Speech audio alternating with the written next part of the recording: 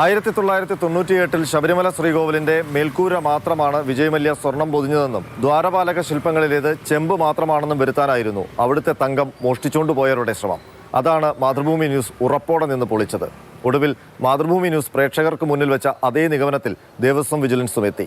ശബരിമലയിലെ സ്വർണം കൊള്ളയടിക്കപ്പെട്ടിരിക്കുന്നു. അതന്വേഷിക്കാനാണ് SIT. ദ്വാരപാലക ശില്പങ്ങളിലെ പീഠം ഒളിപ്പിച്ചു വെച്ചിട്ട് കാണാനില്ലെന്ന് പരാതി പറഞ്ഞ ഉണ്ണികൃഷ്ണൻ പോറ്റി അയാളുടെ സഹോദരിയുടെ വീട്ടിൽ നിന്ന് ആ പീഠങ്ങൾ ദേവസ്വം വിജിലൻസ് റെയ്ഡ് ചെയ്ത് കണ്ടെത്തിയെന്ന വാർത്ത ചിത്രം സഹിതം ആദ്യം റിപ്പോർട്ട് ചെയ്തത് മാതൃഭൂമി ന്യൂസ്. അതോടെ ഉണ്ണികൃഷ്ണൻ പോറ്റി ഞങ്ങളുടെയും സംശയനിഴലിലായി.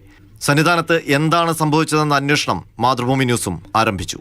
2019 ശബരിമല ക്ഷേത്ര ശ്രീകോവിലിലെ ദ്വാരപാലക ശില്പങ്ങളിലെ കവചം ചെമ്പെന്ന വാദമായിരുന്നു ദേവസ്വം ബോർഡിന്.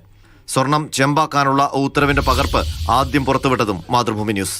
ഈ വാദം പൊളിക്കാൻ മാതൃഭൂമി ന്യൂസിന്റെ പക്കൽ 1998 സെപ്റ്റംബർ 4 മാതൃഭൂമി പത്രത്തിലെ വാർത്തയുണ്ടായിരുന്നു.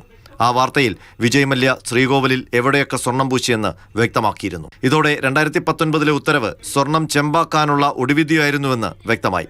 ഏതായാലും അന്നത്തെ പ്രസിഡന്റ് A. പത്മകുമാറും ഉണ്ണികൃഷ്ണൻ പോറ്റിയും ദ്വാരപാലക ശില്പങ്ങളിൽ ഉണ്ടായിരുന്നത് ചെമ്പെന്ന നിലപാടിൽ ഉറച്ചുനിന്നു. അല്ലെന്ന സാക്ഷിമൊഴികൾ മാതൃഭൂമി ന്യൂസ് പുറത്തുവിട്ടു. റഫ്ലി ഒരു 2.5 കിലോസ് ഗോൾഡോളം ദ്വാരപാലകർ മാത്രം യൂസ് ചെയ്തതായിട്ട് എനിക്ക് ഡെഫിനറ്റ് ആയിട്ട് പറയാൻ പറ്റും. ഇതിൻ്റെ ഏറ്റവും അവസാനമാണ് ഈ ദ്വാരപാലകരിലോട്ട് വന്നിട്ടുള്ളത്. 2 ദ്വാരപാലകരും അന്ന് ചെയ്തിരുന്നു.